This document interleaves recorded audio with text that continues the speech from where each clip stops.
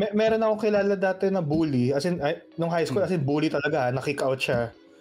Or di ko alam kung na-kick out ba siya or ano, kung nakikinig ka, letter B yung pangalan mo.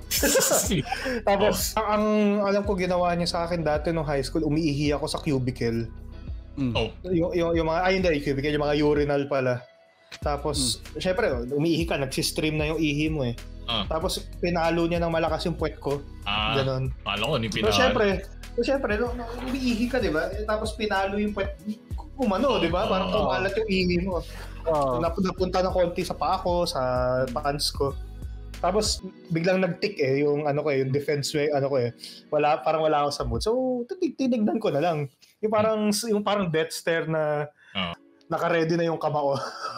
Just for defense in case na mag-ano nga. Hindi na siya tumuloy, parang ito naman biro lang parang.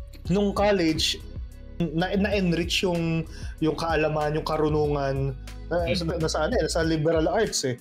So ngayon nagtatrabaho na siya sa government. Sa hindi ko alam kung anong office ba ng basta sa ano siya sa executive. Sa executive siya. Kasi nagbibigay siya ng mga speech. I mean saludo ako sa growth niya. Yung pag lumabas na siya sa pagiging bully towards public service. Tapos na. Nagbibigay siya ng seminar sa yung mga nasa kulungan, yung mga nasa bilibid. Bulibid. Hindi naman siya ano. Bulibid. Inaaya nga ako uminom eh. Ayun.